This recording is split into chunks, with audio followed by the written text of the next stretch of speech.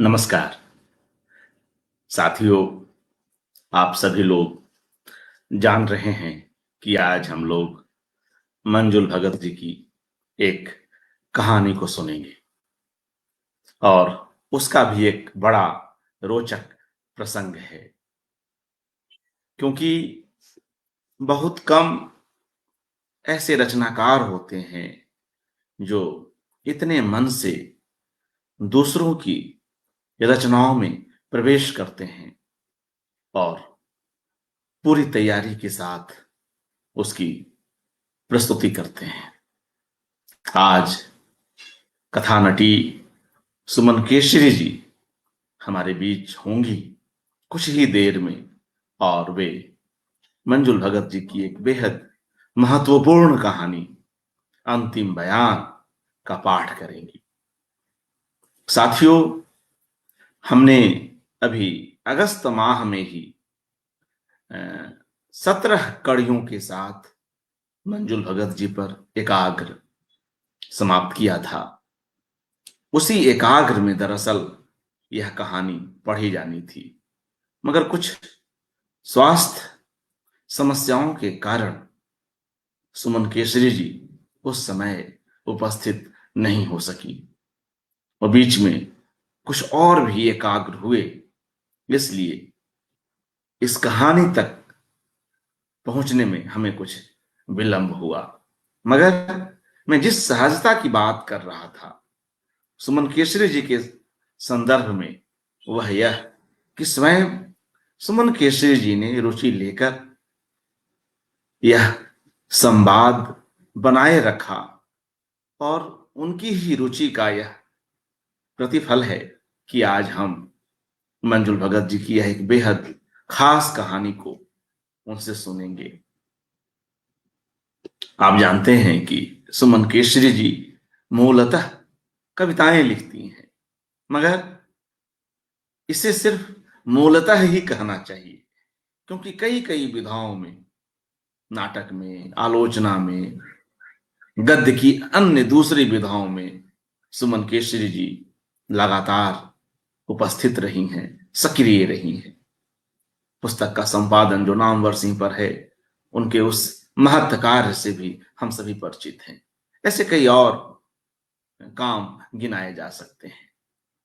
तो मित्रों, हम आप सभी की ओर से उन्हें आमंत्रित करते हैं और उस एकाग्र में ही इस कड़ी को समझते हुए उनसे मंजुल भगत की कहानी अंतिम बयान का पाठ सुनते हैं।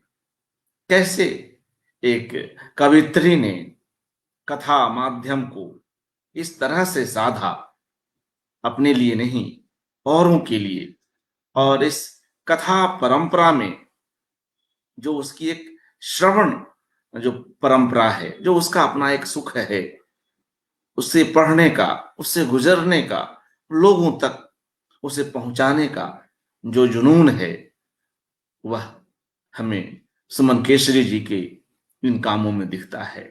और कुछ ऐसा कि सुमन जी ने अपने नाम के आगे यह नाम ही लगा लिया है, कथा नटी। कितना सुखद है, कितना अच्छा लगता है। तो आइए हम सुमन जी के पास चलते हैं और उन्हें प्रणाम कहते हैं। जी, हार्दिक स्वागत सुमन जी, नमस्कार। नमस्कार, नमस्कार अर्पण जी। और सचमुच में मुझे इतना अच्छा लग रहा है इस मंच पर आना। पुस्तकालय नाम दे करके, जनसुलभ पुस्तकालय नाम दे करके आपने इस मंच को जो एक बहुत मतलब एक खास आयाम दे दिए हैं, विशेष आयाम दे दिए हैं, उसके लिए आप बधाई के पात्र हैं। और पिछले दिनों में आपकी कविताएं भी सुन रही थी। मैं सच कहूँ, आप जितने स्पष्ट ढंग से एक एक अक्षर का उच्चारण करते हैं, वो बहुत ही, उसको सुनना बहुत अच्छा लगता है। तो बहुत बहुत शुक्रिया अर्पण जी, अच्छी कविताओं के लिए भी और इस मंच के लिए भी। और शुक्रिया इसलिए भी कि आज आपने मुझे यहाँ बुलाया। दरअसल कथा नटी नाम मुझे गीताश्री ने दिया है, क्योंकि उन्हें लगा कि मैं जिस तरह से कथा को पढ़ती हूँ, वो सिर्फ सुमन केशरी नहीं पढ़ सकती, उसे सुमन केशरी को कथा नटी होना पड़ेगा उसके लिए। तो ये नाम गीता श्री का दिया हुआ है, मैं उनको भी धन्यवाद देती हूँ। आज जिस कहानी को, मंजुल भगत की जिस कहानी को मैं पढ़ने जा रही हूँ, मुझे पूरा यकीन है कि आप में से अनेक लोगों ने वो कहानी पढ़ी होगी, अंतिम बयान।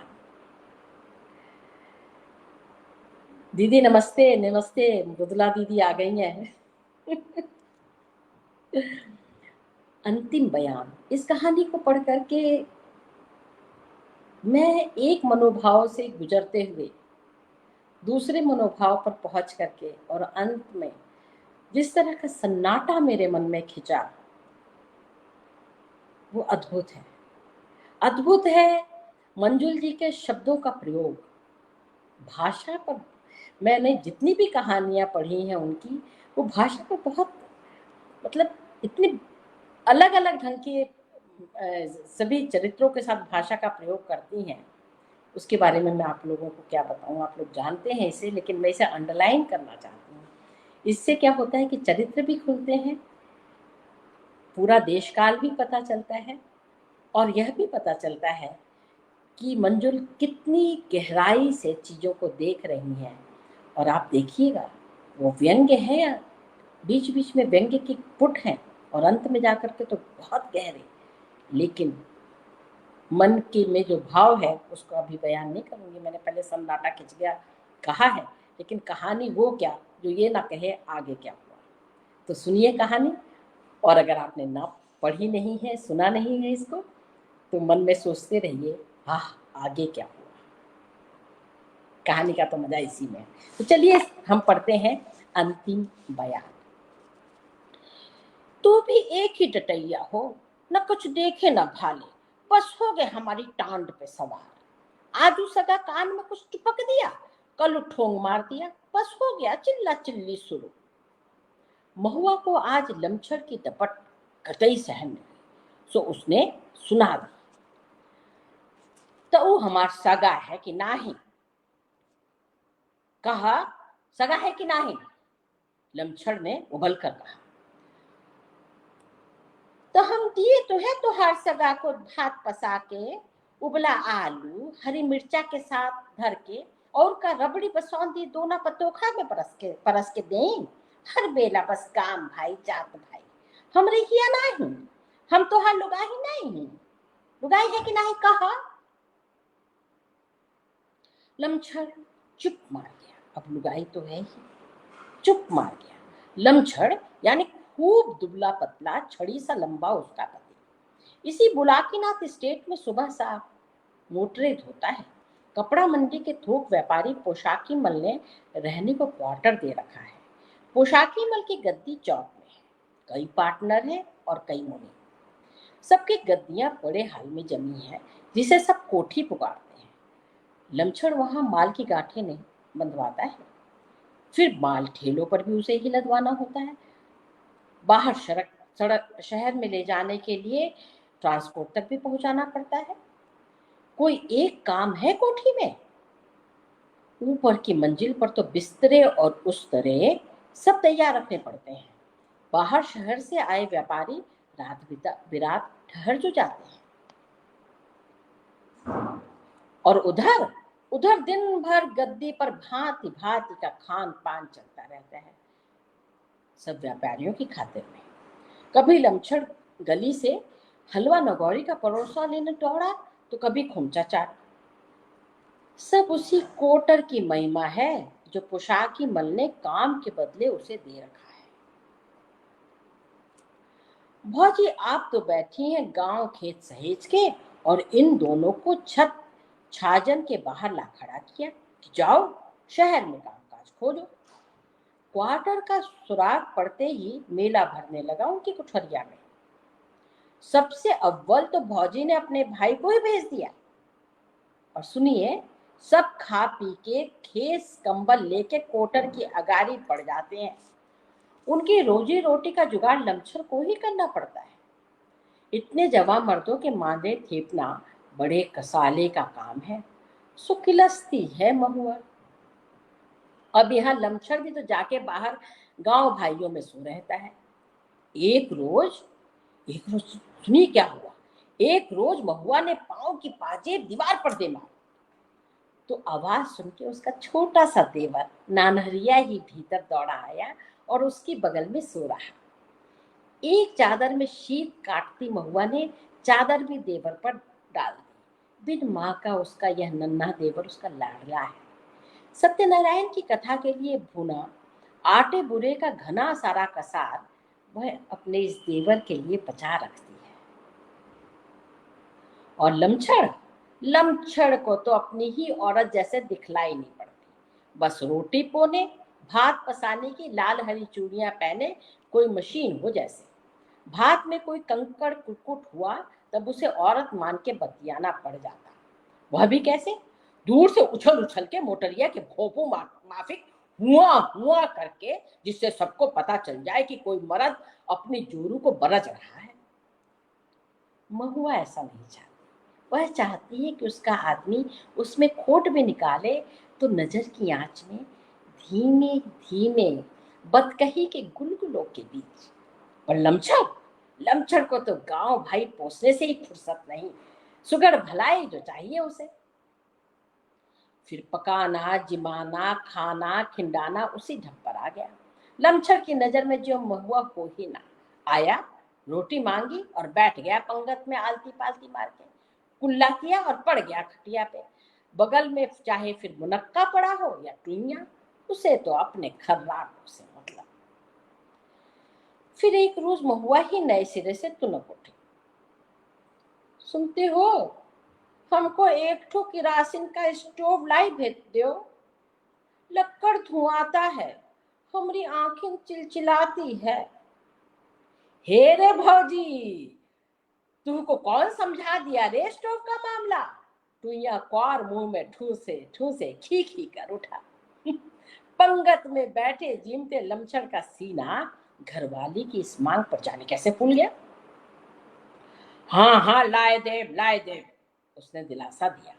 कुछ देर फिर सब में नए जमाने के नए सामान को लेकर गप्पबाजी हो रही।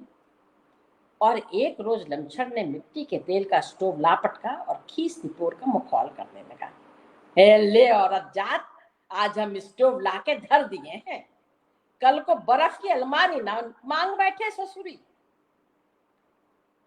टुइया भगा गया राशन की दुकान पर और भर कनस्तरी मिट्टी का तेल कटा लाया।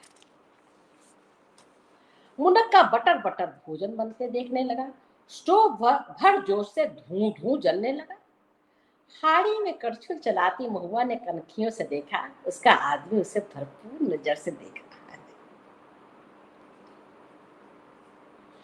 खा पीकर सब एक एक कर खिसकने लगे। लमछड़ अब भी जोरू के इर्द गिर्द मंडराता रहा। महुआ दम साधे रही, कहीं बेसब्री से उसका आदमी अकबका के भग ना ले। इतने में लमछड़ तुमक कर उकड़ू बैठ गया और झपट कर मुट्ठी में स्त्री की बाह भींच ली।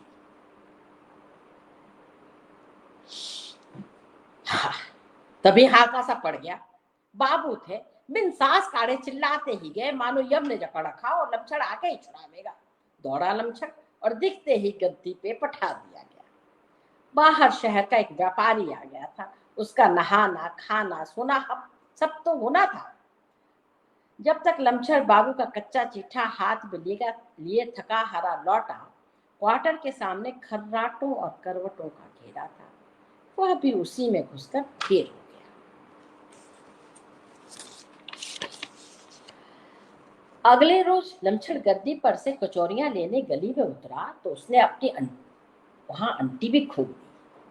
उसने एक शीट की जनाना धोती खरीदी और एक मैल को रंग का नायलॉन का पेटीकोट। धोती ऐसी मोटे सूत की कि पहनने वाली की उम्र बीत जाए पर धोती न पटे, और पेटीकोट का रंग धुआं धुआं सा, धुले ना धुले एक ही सा। सांझ को लाके बंडल उसने घरवाली के सामने ला पटका, अपने जात भाइयों के बीचों बीच। पर रात को मारे झेप के वह बाहर ही पड़ रहा। भला सा सवेरा हुआ, सब इधर उधर चले गए तो महुआ नहाई। छिका चपाटा नहीं, सच में नहाई। मलमल के चिकनी मूरत सी काया निकल आई। नायलॉन का नया पेटीकोट और साड़ी पहनी, पूरा कपड़ा और सुथरा तन दोनों गमकने लगे। अब रसोई करेगी महुआ जी जान से, ऐसी कि आलू टमाटर और सौंधी रोटी की महक बाहर से ही उसकी नाक पकड़ ले। भूले ना कभी आज का पकाया पचाया। भाजी पका डाली रसदार झालदार। रोटी पोते तो उसे अपने आप रिझाने लगा। रोटियां बेलते चूड़ियां हंसने लगी। तवे पर पड़े फिर से छन्न। रोटी फुला फुला के वे भू पे पटक घी चुपड़े और सर्र से कटोरदार में खिसका दी। आज तो माली बड़ी मौज के सिक्के आ जाए हैं आपसे आप। Cool cool Sonde Sonde. हाय हाय, कैसा सुख है स्टोव का भी। उसने साड़ी का साया घुटनों तक लेकर कमर में खोस लिया। हमारे आज रसोई करत जी ना घात। वो हंसने लगी और बीन दो भात भी चढ़ा दिए। रसा रसा तरकारी में भात खूब रचेगा। लो, स्टोव झपक झपक सोने लगा। हे रे भाई, निंदासा है कारे, पेट नहीं भरा जाकर। उसने लाड़ से नए स्टोव को उकसाया और पंप मारना शुरू किया, जल्दी जल्दी और तेज तेज। हाँ, मुनक्का कहत रहा कि पिन से कूद दो, बस स्टोव नखड़ा छोड़ भक भक जल पड़े। वह पटरा खिसका के पिन खोजने लगी। कैसा कुप्पा चुप्पा बखत है, बीबी जी का बाजा साफ सुन पड़ रहा है। लाड़ो मेरी, ओ लाड़ो मेरी नैयों कहियो जाए, सावन में लूंगी तोहे बुलाए। आए पल भर को महुआ की आंखों के सामने महतारी का भोला चेहरा घूम गया। फिर वह दांत तले अचरा दबा के हंस पड़ी। पर तार को पोई खिलाई की न्यारी मौज है, पिन भी मिल गया। राम जी, आज दिन बहुत अच्छा है। आज उसका आदमी ही पहले पहल आए, बस पहले उसी को परोसूं मैं। भक्त से स्टोव जल उठा और भात समेत हंडिया निगल गया।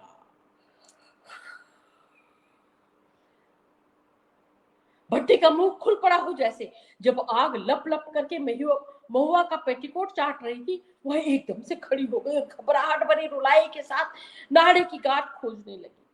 वह उल्टे और कस गई।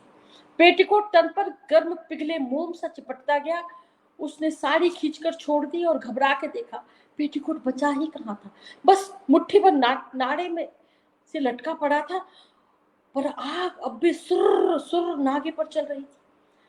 आग छाती की तरफ बढ़ रही थी। उसने हाथ बढ़ाकर टोटी खोलनी चाहिए। वह सू सू की आवाज के साथ सुन खड़ी थी। महुआ के बदन से चिंगारियां लहक रही थी। मैयारी! वह जोर से चीखी और चीखती चली गई। उसकी चीखें बीबी जी के कमरे में गीतों के बोल के बीच ढोलक की खाल के आर पार हो रही। बीबी जी एक झटके से उठ बैठी। लाड़ो मेरी नूं कहियो जाए के बीच बकरा सा कटने लगा। जैसे वह चीख की दिशा समझने का प्रयत्न करने लगी। बकरा हल्का सा डकराए चला जा रहा था। बचा रे! और महुआ जल मरी। अभी मरी नहीं, वह पूरे होश में थी। अपने नंगे बेआबरू बदन पर पड़े गेंद जैसे बड़े फफोलों को साफ देख पा रही थी। सड़े मांस की दुर्गंध सूंघ पा रही थी। मुट्ठी भर पेटीकोट नीम तले राख सा पड़ा था। साड़ी काई लगी तलैया सी मुंह पे पसरी थी। सबसे पहले भौजी का भाई पहुंचा था। पल भर को महुआ की उस से भरती आफती काया को एक टक घूरता रह गया।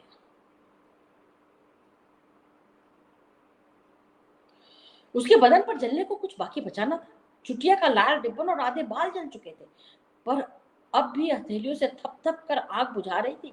फौजी के भाई ने देखा, उसके वक्ष का ऊपरी भाग, गर्दन और चेहरा आग से अनछुआ रह गया था।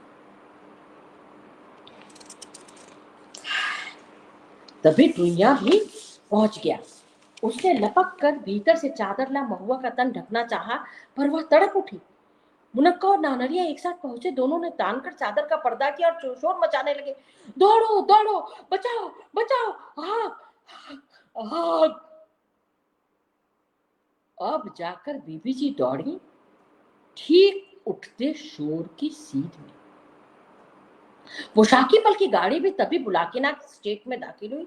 देखा चादर का पर्दा तना है, उसके पीछे लंचर की बहू गर्दन उठाकर जख्मी हिरनी सी इधर उधर ताक रही है।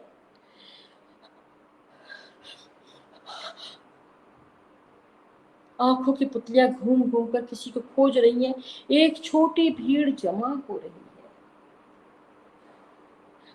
पोशाकीमल गाड़ी से कूदकर पत्नी के समीप जा खड़े हुए। अरे यह क्या हो रहा, ऐसे यहाँ कैसे खड़ी हो तुम? ऐसे मैं खड़ी हूँ? अरे देखो देखो, तुम्हारे नौकर की बीबी पूरी की पूरी जल गई। किसने जलाई? कैसे जली? अस्पताल लेके चलो फौरन। भीड़ भीड़ों के छत्ते की मानंद गुनगुन करने लगी। पोशाकी मल ने अपने को घिरा पाया। अरे राम भजन, उसे गाड़ी में फौरन अस्पताल पहुंचाओ। उन्होंने आदेश दिया। महुआ की साध भरी आंखें भरपूर सेठ के चेहरे पर टिकी थी। मोरे राजा को दे बुला दो, मोरे राजा को, वह फुसफुसाई। पोशाकी मल हकलाते से पीछे को हट गए। अरे इसके आदमी को बुला लाओ कोई, उन्होंने कहा। अरे इसे कुछ पहनाओ तो सही, किसी औरत ने कहा। बीबी जी का दिमाग कौंधा। वह दौड़ी गई और अपने पहनने का ढीला ढाला गाउन उठा लाई। महुआ के होश उसके साथ के साथ और पैने हो गए थे। हमारा आदमी, उसकी नी नजर की सीध में पड़ी बीबी जी भी हाँ हाँ लाने लगी। मोटर चल पड़ी। टुइया और मुनक्का भी साथ गए और एक और औरत साथ हो ली। लमछड़ के घर पहुंचने से पहले ही पुलिस वैन स्टेट में दाखिल हो चुकी थी। बीबी जी का पहला बयान लिखवा रही थी, FIR।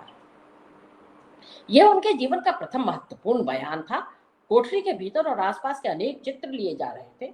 बुझा हुआ स्टोव, धरती पर फैली साड़ी, मुट्ठी पर पेटीकोट की अहम भूमिका थी इसमें। पोशाकीमल रह रहकर पत्नी को घूरते कि इतना अधिक बकबक मत किए जाओ, जाने कौन सी कील पे पुलिस उन्हें और उनके बयान को फंसा दे। बातों के भी तो कच्चे खाते होते हैं। महुआ का नाम पता दर्ज होने के बाद SP साहब दरियाफ्त करते हैं। अरे कौन है रे महुआ का आदमी? लमछड़ हाथ जोड़े सामने आ खड़ गया। भूल ही गया कि एक गैर मर्द उसकी औरत का नाम ले रहा है। वह लमछड़ की बहू है, ना कि वह महुआ का आदमी। यह हादसे के वक्त मौके पर था।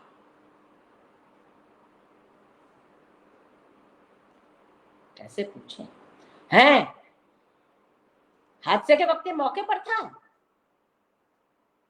SP साहब ने सेठानी से पूछा। बिल्कुल नहीं। किसी ने इसे हादसे से पहले या बाद में यहां से भागते तो नहीं देखा? जी नहीं। फिर यह था कहां? सेठ जी की गद्दी पर था। जी हाँ, सेठ जी ने भी हामी भरी। लमछड़ मुंह बाए खड़ा था, चकित सब। रोटी पोती औरत की इतनी बड़ी औकात। इसके पीहर से माई बाप भाई किसी को भी लेकर आओ, उनका बयान जरूरी है।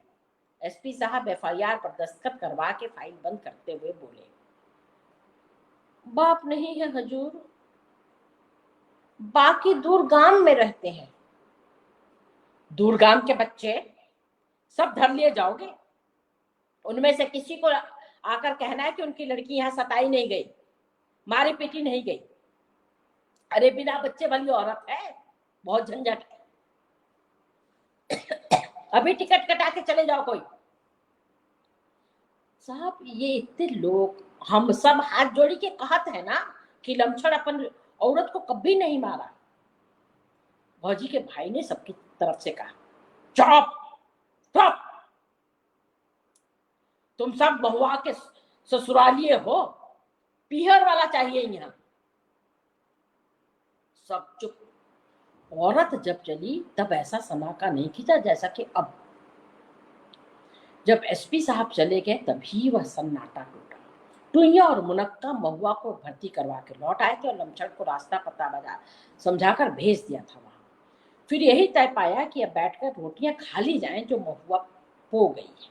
अन्न तो आखिर अन्न है, लेकिन हमारा नानहरिया वो तो बच्चा है ना, इसी से सूखे मुंह बैठा रहा, उससे न खाया गया कुछ भी। फिर सलाह कर और पैसा जोड़ जाड़ कर तोताराम को महुआ की गांव भेज दिया गया। और वह महुआ वो तो बेचारी अस्पताल में पड़ी, और यहाँ तोताराम वो भी लौट आए खाली हाथ। वे नहीं आते काहे? सबने पूछा। उनने कह दई हमने बेटी दान कर दई, अब चाहे फूको चाहे जिलाओ। जरूर है इसमें चाल है, बात को मौका ताक के पीटेंगे लमछड़ को। भौजी का भाई शहरी मुद्रा में बोला। चालू कुछ लाई, नावा खर्चने का पड़े, इसी से नहीं आए।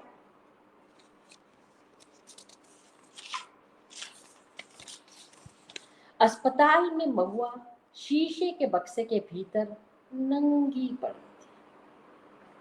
शीशे पर कपड़ा फैला था। लमछड़ कर्तव्यनिष्ठ प्रेमी पति की तरह घबराया सा भूमि पे बैठा था। उसके हाथ बार बार प्रणाम की मुद्रा में अधजली लाश की ओर उठ जाते, जैसे वह वरदान देने वाली कोई देवी हो। और उधर उधर एसपी साहब महुआ को उकसा रहे हैं। हाँ तो बोलो महुआ देवी, घबराओ नहीं, सब सच सच कह दो, हम है ना। फिर राज फोड़ने की नर्म आवाज में बोले, कोई तुम्हारा कुछ बिगाड़ नहीं सकता, अरे पुलिस है। महुआ ने पुलिस की वर्दी को कतई अनदेखा कर लाचार चाव भरी नजर से पति की ओर देखा। मोरे राजा, वह फुसफुसाई, ऐसी पिघलती आवाज, मोरे राजा, जैसे जलती मोमबत्ती बोल पड़ी हो। लमछड़ ने घबरा कर एसपी साहब की ओर देखा। यह कोई बयान नहीं हुआ, बयान दो, जल्दी करो महुआ। एसपी साहब फिर सख्ती पर आ गए। लमछड़ स्तब्ध था। उसकी घरवाली कहो या चूल्हे चौके वाली अचानक एक अजूबा बन गई थी, जिसकी चलती सांस का एक एक पल अनमोल हो गया था, और बोल पड़े तो एक एक बोल लाखों का। उधर एसपी साहब अपनी खींच लमछड़ पर उतार रहे थे, जैसे चाह रहे हो कि जली हुई औरत उसकी तरफ बस उंगली भर उठा दे और ठाए से उसे धर पकड़े और कर दे अंदर। लमछड़ के क्वार्टर में छोटी सी बिरादरी जमा हो चुकी थी।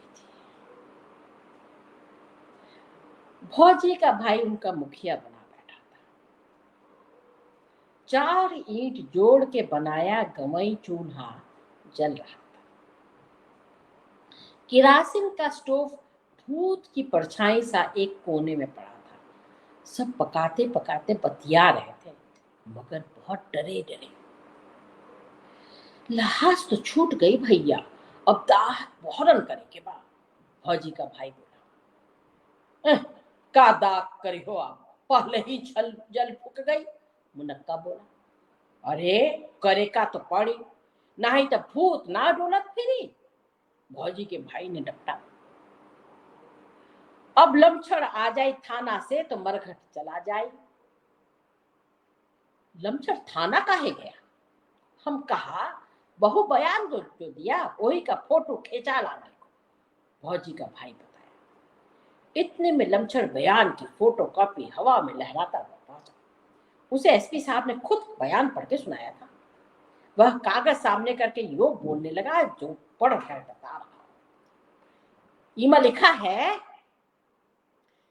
वो बोली, हमार मरद वो बखत स्टेट में ना ही था और वो हमको बहुते चाहता रहा। नवा पेटीकोट और साड़ी वो ही लाए के दिया रहा। वो हमें अपने बच्चा के माफिक चाहता रहा साहेब। है भौजी बोली। हाँ, ये बोली बेचारी, आखिरी बोली थी उसकी, बस बच्चा की तरह चाहता रहा हमको। हाँ बच्चा के माफी, रेल बहू। आखिरी जुमरे पर लमछड़ एकदम से रीझ गया। बच्चा के माफी चाह रहे। उसी दरिया दिली में उसने महुआ को सुहाग बख्श दिया। बोला, अरे सुनो, लहास जमुना किनारे पहुंच गई हुई। हम सेंदूर, चूड़ी, सिंगार, साड़ी सब नवा मोल लाए हैं। पहले दुल्हन का मुंह धुलाया जाए। दो एक औरत लोग साथ चले, उनका कपड़ा लत्ता पहराए के बेंदी चूड़ी पहराए का पड़ी। फौजी का भाई स्टेट की दो चार औरतों को इकट्ठा करने लगा तो बोल सुनकर बीबी जी हाथ में एक नर्म दुशाला लिए चली आई। लो, इसे भी लाश पे डाल देना उसे। अरे तो देखो तो महुआ का भाग, जाड़ा सूती चादर में बिता दिया और मरते ही दुशाला पा गई। लमछड़ को अंतिम बयान की कॉपी क्या मिली? वाणी मिल गई। बोला, अरे दाह के बाद सबही गांव जाएंगे, जहां भर बिरादरी जिमावेंगे। उनका नाम पे हम खुद पोवे बनावेंगे और पंडित पुजारी को जिमावेंगे। अरे पुरनिया वंश की बहू मरी है और तिस पे सुहागन। महुआ के बासी जले बदन पर छींटा देकर, उसके माथे पर बिंदी सिंदूर कर, जब औरतों ने लाल किनारी का पल्ला कर दुशाला डाल दिया, तब लाश चकाचक सुहागन लग रही थी। ऐसा लग रहा था कि लमछड़ ने उसे सुहाग नहीं, महुआ ने ही उसे मर्दानगी बख्शी।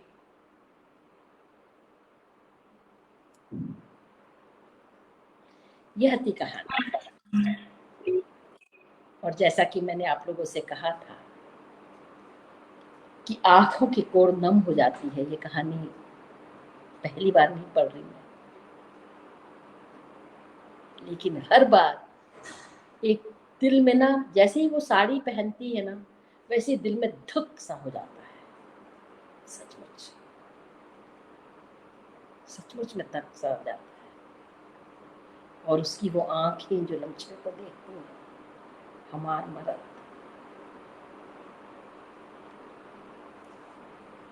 ये है चरित्र का, एक ऐसे चरित्र का की रचना जो सचमुच की चरित्र है, उसमें कुछ थोपा नहीं गया, बहुत ही खालिस। ऐसे ही होते हैं लोग, ऐसे ही औरतें होती हैं औरतें।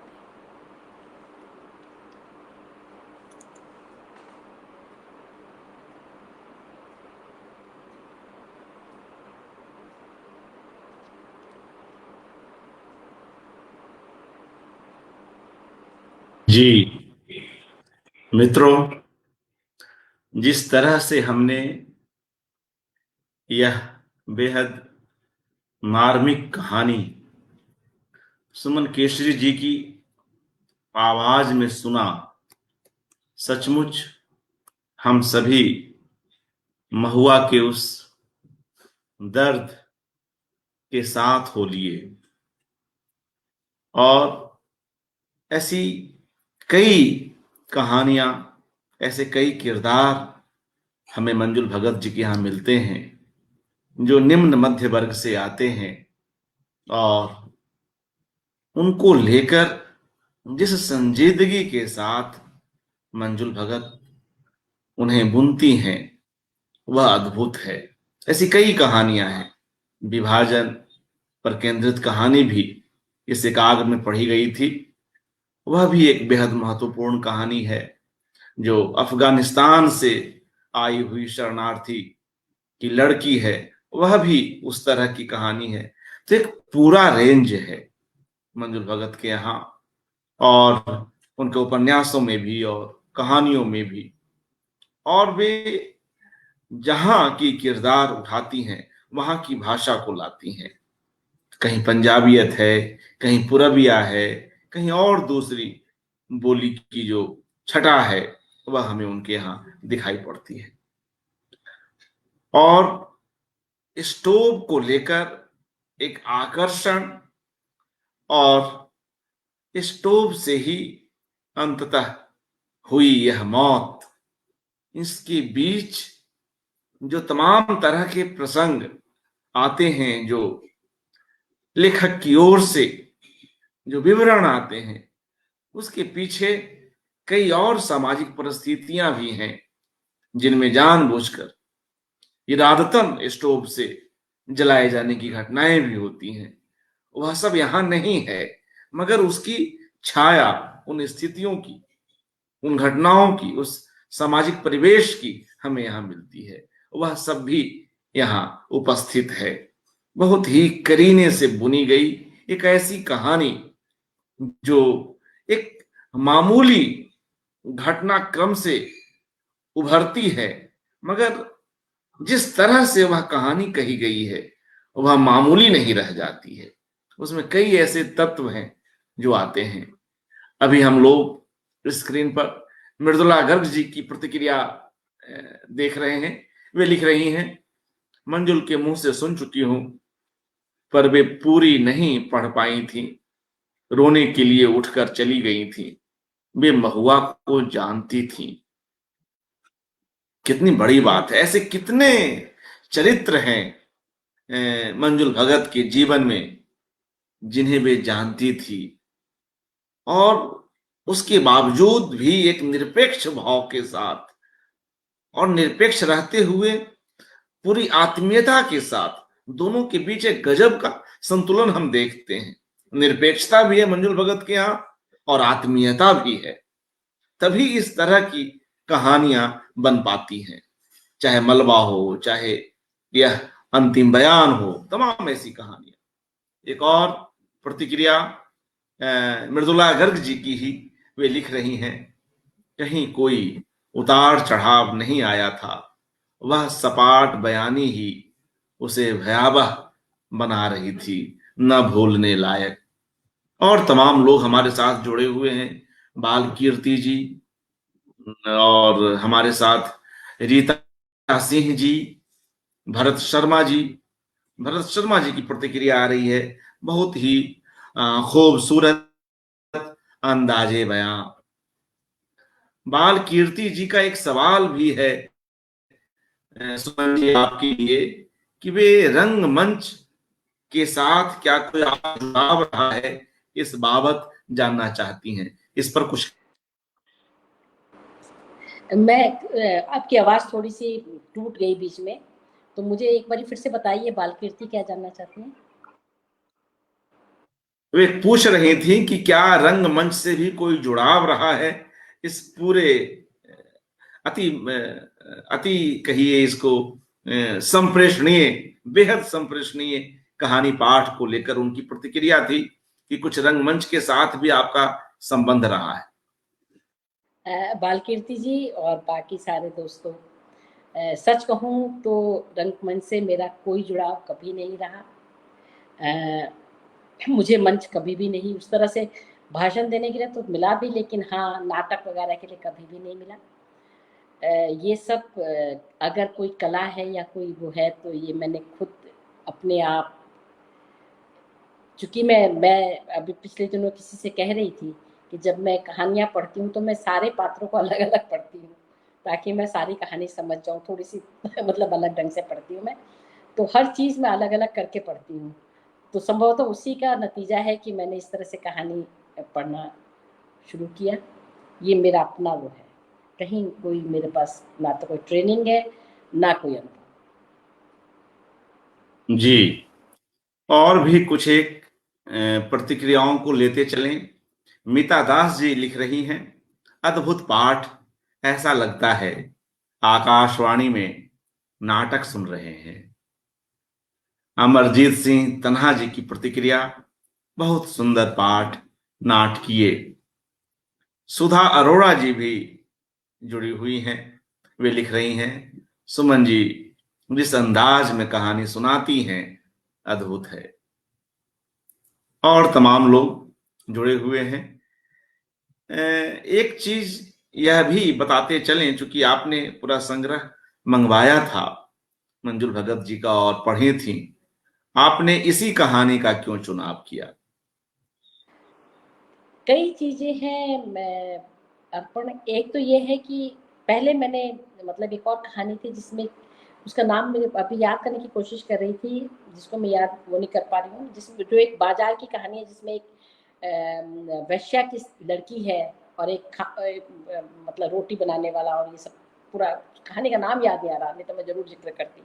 वो कहानी पहले मैंने सोचा था कि मैं उस पर बात करूंगी। कई कहानियां मैंने पढ़ी, तो कहानियां पढ़ते हुए दरअसल और सुनाने में हम लोगों को ये भी ध्यान रखना पड़ता है कि बहुत लंबी अगर कहानी हो तो थोड़ा सा मतलब सुनने वालों को उनका अटेंशन कितना है ये भी देखना पड़ता है। हाँ, रौनक वाली कहानी दीदी, आपने बिल्कुल ठीक कहा। तो ये पहले मेरा बहुत मन था उस कहानी को सुनाने का, क्योंकि उसमें बहुत सारे शेड्स हैं और उस कहानी को मैं पढ़ूंगी जरूर, भले यार आज मैंने उसको ना सुनाया लेकिन उसे पढ़ूंगी जरूर। अंतिम बयान कहानी चुनने का सबसे बड़ा कारण था कि इसमें चरित्र जिस तरह से खुल रहा है, एक स्त्री का चरित्र जिस तरह से खुल रहा है, जो संबंधी हैं उनका चरित्र जिस तरह से खुल रहा है, सेठ और सिठानी जैसे अलग अलग ढंग से सोच रहे हैं, पुलिस वाले कैसे सोच रहे हैं, एक छोटी सी कहानी हम लोगों को बहुत सारी चीजें बता जाती है कि पुलिस वालों को लगता है कि जल्दी से मतलब ये पता चल जाए तो उसको पकड़ के धर ले और एक केस दर्ज हो जाए।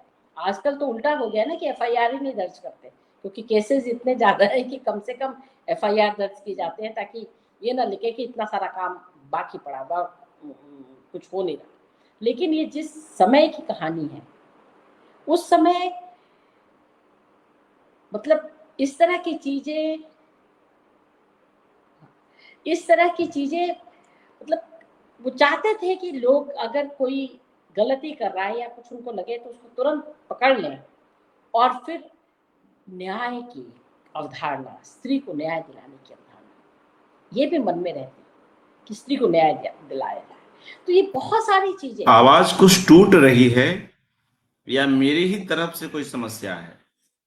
बाकी वो अगर श्रोता बताए तो समझ में आए कि क्या मेरी आवाज टूट रही है, तो मैं कुछ देखूं। जी जी, अभी आ रही है, आ रही है। हाँ, तो ये जो चीजें हैं कि मतलब ये एक छोटी सी कहानी बहुत सारी चीजों को बता देती है। हमारे सिस्टम को बताती है, हमारे समाज को बताती है, समाज के तबकों को बताती है, जो गरीब हैं, जो मतलब उस तरह के लोग हैं, वो कैसे सोचते हैं कि वो इसीलिए नहीं आए कि नावा खर्चा करना पड़ेगा, मायके वाले इसलिए नहीं आए, और अब हमने लड़की दे दी, दान कर दे और मर जाए, जलावे जाए, उसको रखे। ये जो सोच है, जो एक लेवल पर हम जो संवेदनशील लोग हैं उनको झटका देगी, लेकिन अगर गहराई से सोचें तो लड़की तो गई। अब उनको ये मतलब इतने शेड्स हैं, मैं उसको मतलब एक कहते हुए नहीं, मैं शायद उस पर लिख करके ज्यादा अच्छी तरह से बात करूं या कहीं इसी कहानी पर बोलना हो तो ज्यादा अच्छी तरह से बात करूं कि इसके शेड्स ने मुझे बहुत प्रभावित किया। आपको लगेगा कि वो असंवेदनशील है कि अपनी लड़की को देखने नहीं आए, उनके लिए शायद 4 पैसा ही बहुत है।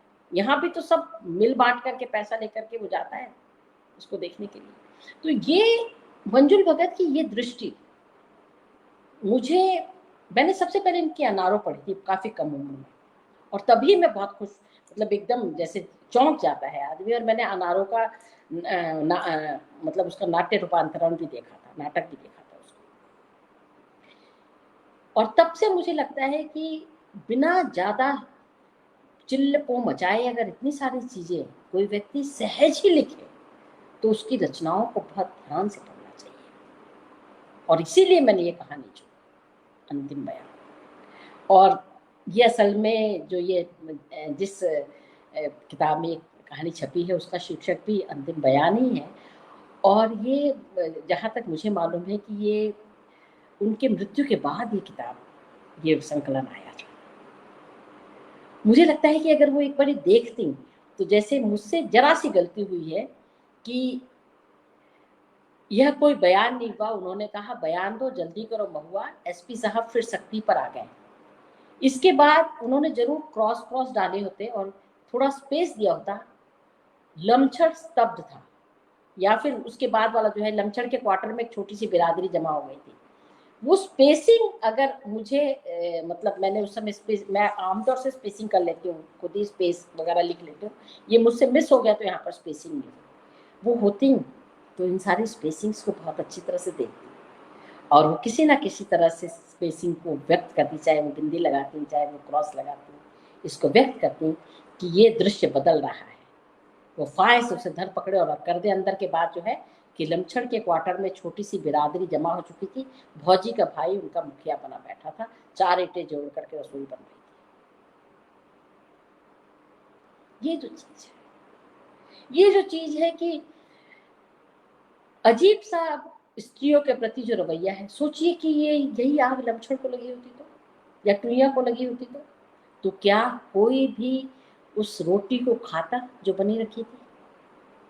वो रोटी गाय को या कहीं पर बिक जाती, लेकिन औरत मर गई है, उसने पोक के बना दी है, तो अब सब खा भी रहे कि अन्न का क्या निरादर करें।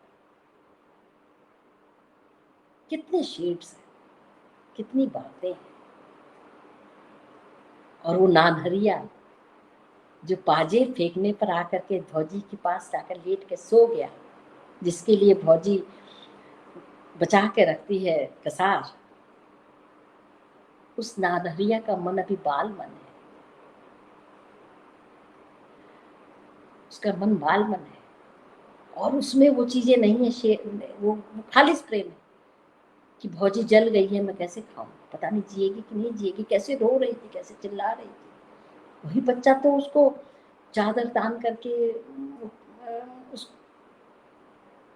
उसकी एक तरह से लज्जा बचाता है, या उसे लोगों की निगाहों से बचाता है। उसकी लज्जा क्या हो, तो जल गई है, उसको तो कुछ सूझ ही नहीं रहा। लेकिन फौजी के भाई की जो निगाह है और मर्दों की जो निगाह होती है, उससे बचाना।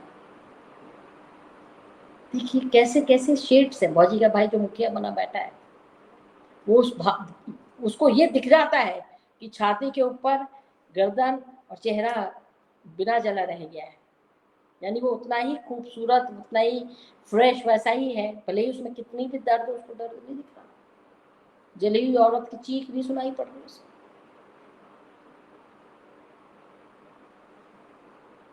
अंतिम बयान मंजुल ने खुद पत्रिका को भेजी थी, छपी उनकी मृत्यु के बाद। हाँ, सचमुच में। तो इसीलिए मैंने एक कहानी चुनी।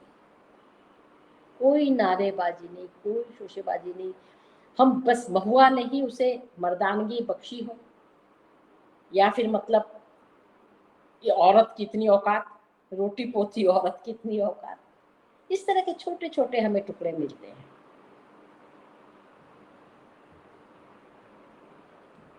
ये मैंने इस तरह से इस कहानी को पढ़ा, और अगर कोई नाटकीय ढंग से पढ़ा तो इन सब चीजों को ध्यान में रखते हुए ही पढ़ा, कि ये बात मेरे मन में रहती है कि जो मैं पढ़ रही हूँ उसको मैं कोशिश करूँ कि वो अभिव्यक्त हो जाए। मुझे नहीं मालूम कि मैं कितनी सफल हूँ इसमें।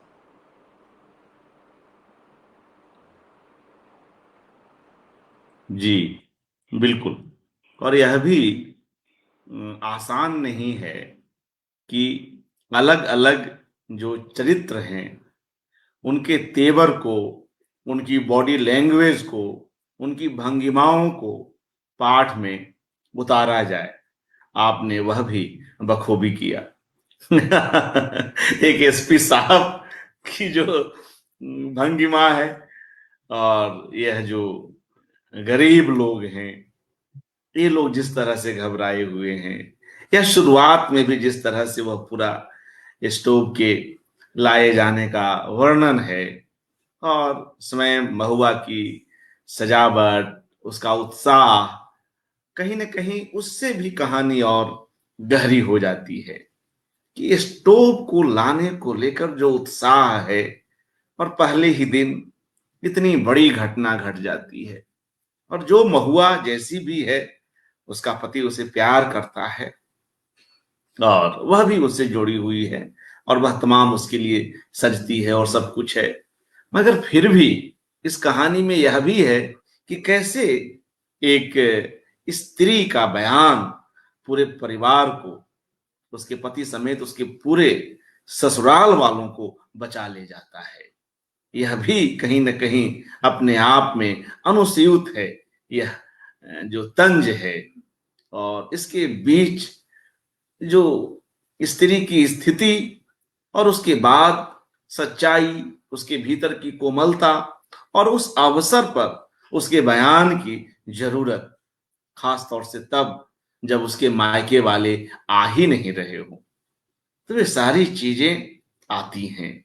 उसकी परिवार में स्थितियां भी आती हैं जिसकी आपने चर्चा की कि वे लोग रोटी खा लेते हैं। तो इसी पर दूसरी तरफ वह जो है कैसे जोड़ती है और सबको बचा ले जाती है, जो स्वाभाविक भी है, जो सच भी है, जो अंततः थी तो एक दुर्घटना ही, मगर उसके पीछे जो पुलिसिया जो शक का जो एक की जो स्थिति बनती है वह भी है, क्योंकि वह समाज में यह सच अपने आप में एक गहरा और सच्चा यथार्थ भी है, तो उससे भी हम इनकार नहीं कर सकते हैं। और जब इस संग्रह की भूमिका में निर्मला जैन जी अपनी कलम उठाती हैं तो इस कहानी पर भी आती हैं और उसकी बात भी करती हैं। मैं एक बार कुछ संदर्भ के ही तहत इस कहानी पर कही गई निर्मला जैन की उन पंक्तियों को यहाँ पर रख देता हूं, इससे और कुछ सुविधा होगी। निर्मला जैन लिखती हैं, महुआ जैसी न जाने कितनी स्त्रियां आज भी जलती या जलाई जाती हैं। इन्हें जलाना एक बात है और दुर्घटना में जलना दूसरी बात, पर दोनों स्थितियों में स्त्री के प्रति मनोभाव में विशेष अंतर नहीं है। सर्वथा अमानवीय, लगभग संवेदन शून्य समाज के बीच आज भी वह मात्र उपयोग की वस्तु से अधिक कुछ नहीं। पुलिस की कारगुजारियां आज भी अपनी जगह हैं जैसी की तैसी, और उधर मरणासन पत्नी के प्रति पति समेत परिवारियों का मनोभाव प्रेमचंद की कहानी कफन के पिता पुत्र की याद दिला देता है। तो यह कहानी अपने अंत में निश्चय ही प्रेमचंद के कफन जैसी कहानी को भी हमारे साथ जोड़ ले जाती है। हमारे जेहन में वह कहानी भी खास तौर से उभर कर आती है। मित्रों, कुछ देर से ही सही मगर अंततः इस कहानी का यहाँ पाठ हुआ, सुमन केसरी जी की ओर से हुआ। अच्छा लगा। पूर्व में भी हमने जिस कहानी की चर्चा सुमन जी कर रही थी, रौनक कहानी की, स्वयं मृदुला गर्ग जी ने उसका यहाँ पाठ किया था। मलबा कहानी एक बेहद प्रसिद्ध और सशक्त कहानी मंजुल भगत की, उसका पाठ मैंने किया था। तो इस तरह से यह एक कहानी त्रय भी बनती है, कहानियों के पाठ का एक त्रय भी बनता है जो आज पूरा हुआ और जिसका पूरा श्रेय सुमन केसरी जी को जाता है। एक बार आपको अभिनंदन, आपका अभिवादन और शुक्रिया कि आप हमारे साथ जुड़ी। अच्छा लगा और पहली बार आप आई हैं तो खास तौर से स्वागत, खास तौर से अभिनंदन। इसका श्रेय आपको भी जाता है अर्पण। आप जितनी निष्ठा से इस काम को कर रहे हैं, मैंने पिछले दिनों कई वीडियोस को थोड़ा थोड़ी देर देखा और पूरा पूरा नहीं देखा है अभी, लेकिन सचमुच में देखा तो मुझे बहुत अच्छा लगा। बहुत बहुत आपको शुभकामनाएं और आप इस काम को बहुत जारी रख सकें और अच्छा चलता रहे, मैं चाहती हूँ, ये मेरी कामना है। और ऐसे थैंक यू। और एक प्रतिक्रिया और ले ले। मृदुला गर्ग जी लिख रही हैं, पति उसे कतई प्यार नहीं करता था, वह निर्मम इंसान था। यह दुर्घटना भले रही हो पर पति की निर्ममता ही असल व्यंग है, इस कहानी का मर्म है। जी सुमन जी कुछ कह रही हैं? नहीं, मैं दीदी के उस पर विचार कर रही हूँ। मृदुला जी ने जो लिखा उस जिसको आपने पढ़ा उस पर मैं विचार कर रही हूँ। अलग अलग पाठ हैं और कहानी के ये पाठ होने ही चाहिए और इसी से कहानी खुलती भी है। अच्छा लगता है कि तमाम तरह के शेड्स, क्योंकि कई बार कहानीकार जानबूझकर कई शेड्स को खुला छोड़ देता है, पाठकों के ऊपर छोड़ देता है। कहीं कुछ आगे बढ़ गया फिर पीछे हट गया, तो इस तरह की चीजें आती ही रहेंगी। इसका यही मुझे लगता है किसी कृति का हासिल भी है कि अलग अलग विचार भी यहाँ पर आ सके। बहुत बहुत शुक्रिया सुमन जी और तमाम थैंक मित्रों का जो इस कार्यक्रम को देखते रहे। धन्यवाद।